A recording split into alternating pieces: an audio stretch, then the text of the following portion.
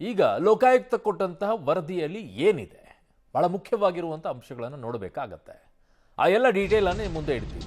ಮೂಡಾ ಕೇಸ್ನಲ್ಲಿ ಸಿಎಂ ಸಿದ್ದರಾಮಯ್ಯನವರಿಗೆ ಈಗ clean chit ಸಿಕ್ಕಿದೆ. ನಾಳೆ ಜನಪ್ರತಿನಿಧಿ ಕೋರ್ಟ್ಗೆ ತನಿಖಾ ವರದಿಯನ್ನು ಸಲ್ಲಿಕೆ ಮಾಡಲಾಗುತ್ತೆ. ಲೋಕಾಯುಕ್ತ ಹಿರಿಯ ಅಧಿಕಾರಿಗಳ ಪರಿಶೀಲನೆಗೆ ವರದಿಯನ್ನ ಈಗ ಎಸ್ಪಿ ಉದೇಶ್ ಅವರು ಕಳುಹಿಸಿಕೊಟ್ಟಿದ್ದಾರೆ. 5 ದಿನಗಳಿಂದ ವರದಿಯನ್ನ ಪರಿಶೀಲಿಸಿದ್ದಾರೆ ಎಡಿಜಿಪಿ ಮನೀಶ್ ಕರ್ಬೀಕರ್ ಅವರು. ಕೋರ್ಟ್ ಅಂತಿಮ ವರದಿ ಸಲ್ಲಿಸಲು ಗ್ರೀನ್ ಸಿಗ್ನಲ್ ಅನ್ನ ಎಡಿಜಿಪಿ ಮನೀಶ್ ಅವರು ಕೊಟ್ಟಿದ್ದಾರೆ. ನಾಳೆ ಕೋರ್ಟ್ಗೆ ವರದಿ ಸಲ್ಲಿಸಲಿದ್ದಾರೆ ಮೈಸೂರು ಲೋಕಾಯುಕ್ತ ಎಸ್ಪಿ ಉದೇಶ್ ಅವರು. ಸೊ ಹಾಗಿದ್ದಾಗ ಈ ವರದಿಯಲ್ಲಿ ಇರೋದಾದ್ರೂ ಏನು ಅನ್ನುವಂಥದ್ರ ಸಾರಾಂಶವನ್ನು ನಿಮ್ಮ ಮುಂದೆ ಇಡ್ತೀವಿ. ಏನಿದೆ, ಸಿಎಂ ಸಿದ್ದರಾಮಯ್ಯ ಅಧಿಕಾರ ದುರುಪಯೋಗವನ್ನ ಮಾಡಿಕೊಂಡಿಲ್ಲ, ಇದು ಸ್ಪಷ್ಟವಾಗಿ ಲೋಕಾಯುಕ್ತ ವರದಿಯಲ್ಲಿ ಉಲ್ಲೇಖವಾಗ್ತಾ ಇರೋದು. ಮುಖ್ಯಮಂತ್ರಿ ಸಿದ್ದರಾಮಯ್ಯನವರು ಅಧಿಕಾರ ದುರುಪಯೋಗವನ್ನ ಮಾಡಿಕೊಂಡಿಲ್ಲ ಅಂತ ಹೇಳಿ ಸಿಎಂ ಪ್ರಭಾವ ಬೀರಿರೋ ಬಗ್ಗೆ ಸಾಕ್ಷ್ಯಗಳು ಅಲ್ಲಿ ಸಿಕ್ಕಿಲ್ಲ ಅಂತ ಹೇಳ್ತಾರೆ. ಅವರು ಯಾವುದೇ ರೀತಿಯಾದಂಥ ಪ್ರಭಾವ ಬೀರಿಲ್ಲ, ಅವರು ಬೀರಿದ್ದಾರೆ ಅಂತ ಏನು ಹೇಳ್ತಾ ಇದ್ದಾರೆ ಅದಕ್ಕೆ ಸಂಬಂಧಪಟ್ಟಂತೆ ಸಾಕ್ಷಿಗಳಂತೂ ನಮಗೆ ಸಿಕ್ಕಿಲ್ಲ. ಸಿಎಂ ಬಾಮೈದ ಮಲ್ಲಿಕಾರ್ಜುನ ಸ್ವಾಮಿ ಕಾನೂನನ್ನು ಉಲ್ಲಂಘಿಸಿಲ್ಲ ಅಂತ ಕ್ಲೀನ್ ಚೀಟ್ ಅನ್ನ ಕೊಡ್ತಾ ಇದ್ದಾರೆ. ಅವರು ಎಲ್ಲೂ ಕೂಡ ಕಾನೂನನ್ನ ಉಲ್ಲಂಘಿಸಿಲ್ಲ ಅಂತ. ಜಮೀನು ಖರೀದಿಸುವಾಗ ಯಾವುದೇ ಕಾನೂನು ತೊಡಕಿರಲಿಲ್ಲ ಅಂತ ಹೇಳ್ತಾರೆ. ಬಟ್ ಸ್ನೇಹಮಯಿ ಕೃಷ್ಣ ಅವ್ರನ್ನ ಕೇಳಿದಾಗ ಅವರು ಡೇಟ್ ವೈಸ್ ಲೆಕ್ಕಗಳನ್ನು ಕೊಡ್ತಾರೆ. ಈ ಡೇಟಲ್ಲಿ ಹಿಂಗಿತ್ತು, ಈ ಡೇಟ್ ಆದ ನಂತರ ಹೆಂಗೆ ಕೊಟ್ರಿ ಇವರಿಗೆ, ಅಲ್ಲಿ ಆಲ್ರೆಡಿ ಲೇಔಟ್ ಅನ್ನ ಮಾಡಿದ ನಂತರ ಇವರು ಅಗ್ರಿಕಲ್ಚರ್ ಲ್ಯಾಂಡ್ ಅನ್ನ ಹೇಗೆ ಪರ್ಚೇಸ್ ಮಾಡಿದ್ರು, ಇವೆಲ್ಲ ಅವ್ರು ಹೇಳ್ತಾರೆ. ನೋಡಿ, ಇಲ್ಲಿ 5,29,000 ರೂಪಾಯಿಗೆ 3.26 ಗುಂಟೆ ಜಮೀನನ್ನ ಖರೀದಿಯನ್ನ ಮಾಡ್ತಾರೆ. ಇಲ್ಲಿ ಖರೀದಿ ಮಾಡೋದು ಯಾವುದೇ ಕಾನೂನು ಬಾಹಿರ ನೋಂದಣಿ ಶುಲ್ಕವನ್ನ ಮೋಸ ಮಾಡಿಲ್ಲ ಅಂತ ಹೇಳ್ತಾ ಇರೋದು.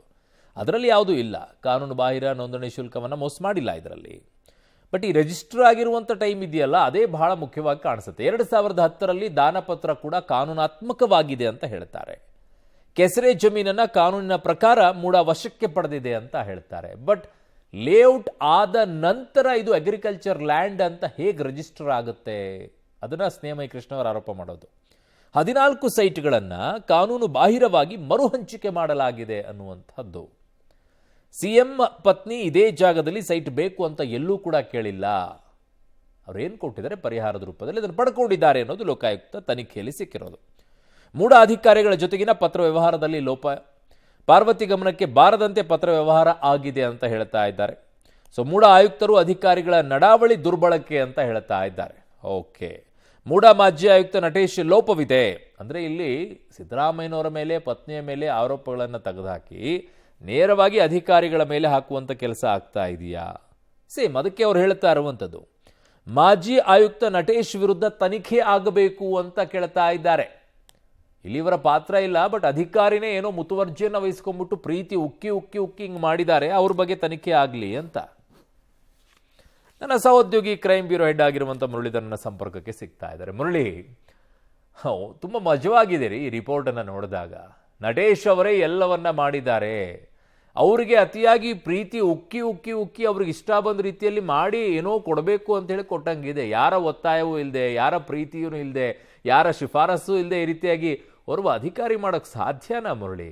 ಅರುಣ್, ಏನಂದ್ರೆ ಪ್ರಮುಖವಾಗಿ ಯಾವುದಾದ್ರೂ ಒಂದು ವರದಿಯನ್ನ ಕೊಡಬೇಕಾದ್ರೆ ಅಥವಾ ಯಾವುದಾದ್ರೂ ಒಂದು ದೋಷಾರೋಪ ಪಟ್ಟಿಯನ್ನು ಕೊಡಬೇಕಾದ್ರೆ ಅದಕ್ಕೆ ಪೂರಕವಾದ ಸಾಕ್ಷ್ಯಾಧಾರಗಳನ್ನ ಇಟ್ಕೊಳ್ಬೇಕನ್ನುವಂಥದ್ದು. ಆದರೆ ಲೋಕಾಯುಕ್ತ ಈಗ ಕ್ಲೈಮ್ ಮಾಡ್ತಾ ಇರೋಂಥದ್ದು ಏನು ಅಂದ್ರೆ, ಇದುವರೆಗೆ ನಡೆಸಿದಂಥ ತನಿಖೆಗಳೇನಿತ್ತು ಆ ತನಿಖೆಗಳು ಪೂರಕವಾದ ಸಾಕ್ಷ್ಯಾಧಾರಗಳು, ಅದು ಪತ್ರ ವ್ಯವಹಾರ ಇರ್ಬೋದು, ದೂರವಾಣಿ ಕರೆ ಇರ್ಬೋದು, ಅಥವಾ ಬೇರೆ ಬೇರೆ ಶಿಫಾರಸುಗಳಿರ್ಬೋದು, ಯಾವುದೇ ರೀತಿಯ ಶಿಫಾರಸನ್ನ ಮಾಡಲಿಕ್ಕೆ ಅದಕ್ಕೆ ಪೂರಕವಾದ ದಾಖಲೆಗಳನ್ನ ನಾವು ಸಂಗ್ರಹ ಮಾಡಲಿಕ್ಕೆ ಸಾಧ್ಯ ಆಗಿಲ್ಲ ಮತ್ತು ಅದಕ್ಕೆ ಪೂರಕವಾದ ಸಾಕ್ಷ್ಯಗಳು ಕೂಡ ಸಿಕ್ಕಿಲ್ಲ ಅಂತೇಳಿ ಹೇಳುವಂಥದ್ದು. ಸಾಮಾನ್ಯವಾಗಿ ಈ ಪ್ರಶ್ನೆ ಎದ್ದೇ ಹೇಳುತ್ತೆ. ನಟೇಶ್ ಅವ್ರಿಗೆ ಸ್ವಯಂ ಪ್ರೇರಿತವಾಗಿ ಅವರೇ ಮೈ ಮೇಲೆ ಈ ಪ್ರಕರಣವನ್ನು ಎಳೆದುಕೊಂಡು ಖುಷಿಯಿಂದ 14 ಸೈಟ್ಗಳನ್ನ ವಿಜಯನಗರದಲ್ಲಿ ಕೊಡ್ತಾರೆ ಅನ್ನೋದಕ್ಕೆ ಕಾರಣ ಏನಿರ್ಬೋದು ಅನ್ನೋದ್ರ ಬಗ್ಗೆ ಕೂಡ ಪ್ರಶ್ನೆಗಳಾಗ್ತವೆ. ಅದು ಇದು ಪರೋಕ್ಷವಾಗಿ ಏನಾದರೂ ಇನ್ಫ್ಲುಯೆನ್ಸ್ ಆಗಿರ್ಬೋದು, ಆದರೆ ಪರೋಕ್ಷವಾಗಿ ಆಗಿರುವಂಥ ಇನ್ಫ್ಲುಯೆನ್ಸ್ಗಳೇನಿರುತ್ತೆ, ಪರೋಕ್ಷವಾಗಿ ನಡೆದಂಥ ಇನ್ಫ್ಲುಯೆನ್ಸ್ಗೆ ಯಾವುದೇ ರೀತಿಯ ಪೂರಕವಾದ ಸಾಕ್ಷ್ಯಾಧಾರ ಇಲ್ಲ ಅನ್ನೋದ್ರ ಬಗ್ಗೆ ಲೋಕಾಯುಕ್ತ ಅಧಿಕಾರಿಗಳು ಹೇಳ್ತಾ ಇರೋಂಥದ್ದು. ಸದ್ಯಕ್ಕೆ ಸಿಎಂ ಸಿದ್ದರಾಮಯ್ಯ ಇರ್ಬೋದು, ಅವರ ಕುಟುಂಬಸ್ಥರು ಇರ್ಬೋದು, ಅವರೆಲ್ಲರೂ ಕೂಡ ಮಾಡಿರುವಂಥದ್ದು ಈ ಪ್ರಕರಣದಲ್ಲಿ 14 ಸೈಟ್ಗಳ ಪ್ರಕರಣ ಏನಿದೆ ಅದರಲ್ಲಿ ಯಾವುದೇ ರೀತಿಯ ಏನದು ಅಕ್ರಮವನ್ನ ಮಾಡಿಲ್ಲ, ಜೊತೆಗೆ ಅದರಲ್ಲಿ ಯಾವುದೇ ರೀತಿಯ ಅವ್ಯವಹಾರಗಳನ್ನು ಕೂಡ ಮಾಡಿಲ್ಲ ಅನ್ನೋದ್ರ ಬಗ್ಗೆ ಅವರು ಹೇಳ್ತಾ ಹೋಗ್ತಾರೆ. ಅಂದ್ರೆ ಯಾವಾಗ 2010ರಲ್ಲಿ ದಾನಪತ್ರದ ಮೂಲಕ ಪಾರ್ವತಿಯವರಿಗೆ ಈ ಜಮೀನ್ ಬರುತ್ತೆ, ಅದಾದ ಬಳಿಕ ಮೂಡ ಜಮೀನನ್ನ ಅಕ್ವೈರ್ ಮಾಡ್ಕೊಳ್ತಾ ಹೋಗ್ತದೆ. ಮೂಡ ಅಕ್ವೈರ್ ಮಾಡ್ಕೊಂಡ ಸಂದರ್ಭದಲ್ಲಿ ಸರಿಸುಮಾರು 1,60,000 ಸ್ಕ್ವೇರ್ ಫೀಟ್ ಜಮೀನನ್ನ ಪಾರ್ವತಿಯವರು ಕಳ್ಕೊಳ್ತಾರೆ. ಆದ್ರೆ ಅದಕ್ಕೆ ಪೂರಕವಾಗಿ 14 ಸೈಟ್ಗಳು ಅಂದ್ರೆ 38,000 ಸ್ಕ್ವೇರ್ ಫೀಟ್ ನ ಜಮೀನನ್ನ ಮೂಡ ಅಧಿಕಾರಿಗಳು ಅಂದ್ರೆ ನಟೇಶ್ ಅವರ ಮೂಲಕ ಕೊಡುವಂಥದ್ದು. ಆದ್ರೆ 50-50ರ ಅನುಪಾತವನ್ನ ಮಾಡ್ಬೇಕಾದ್ರೆ, ಈಗ ಉದಾಹರಣೆಗೆ ಕೆಸರೆ ಜಾಗದಲ್ಲಿ ಜಮೀನನ್ನ ಕಳ್ಕೊಂಡ್ರೆ ಕೆಸರೆ ಜಾಗದಲ್ಲೇ ಅವರಿಗೆ ಸೈಟ್ ಅನ್ನ ಕೊಡಬೇಕಾ ಅಥವಾ ವಿಜಯನಗರದಲ್ಲಿ ಕೊಡಬೇಕಾ ಅಥವಾ ಬೇರೆ ಯಾವ್ದಾದ್ರು ಜಾಗದಲ್ಲಿ ಕೊಡಬೇಕಾ ಅನ್ನೋದ್ರ ಬಗ್ಗೆ ಯಾವುದೇ ರೀತಿಯ ಸರ್ಕಾರದ ನಡವಳಿಗಳಿಲ್ಲ. ಯಾಕಂದ್ರೆ ಉದಾಹರಣೆಗೆ ನಾನು ಬೆಂಗಳೂರಿನಲ್ಲಿ ಒಂದು ಸೈಟ್ ಅನ್ನ ಕಳ್ಕೊಳ್ತೀನಿ ಅಂದ್ರೆ ಆ ಸೈಟ್ ಅನ್ನ ಬೆಂಗಳೂರಿನಲ್ಲೇ ತೆಗೆದುಕೊಳ್ಬೇಕಾ ಅಥವಾ ಬೇರೊಂದು ಜಾಗದಲ್ಲಿ ತೆಗೆದುಕೊಳ್ಬೇಕಾ ಅನ್ನೋದ್ರ ಬಗ್ಗೆ ಯಾವುದೇ ರೀತಿಯ ಸರ್ಕಾರದ ನಡವಳಿಗಳಿಲ್ಲ. ಆ ಹಿನ್ನೆಲೆಯಲ್ಲಿ ಮೂಡಾದ ಅಧಿಕಾರಿಗಳು ತಮ್ಮ ಅಧಿಕಾರವನ್ನ ದುರುಪಯೋಗವನ್ನ ಮಾಡ್ಕೊಂಡಿದ್ದಾರೆ ಅಂತೇಳಿ ಲೋಕಾಯುಕ್ತ ತಮ್ಮ ಅಂತಿಮ ವರದಿಯಲ್ಲಿ ಉಲ್ಲೇಖವನ್ನ ಮಾಡ್ತಾ ಇರುವಂತದ್ದು. ಅರುಣ್. ಓಕೆ, ಮುರಳೀಧರ್, ಮೇಲೆ ಮಾಹಿತಿಗೆ ಧನ್ಯವಾದಗಳು.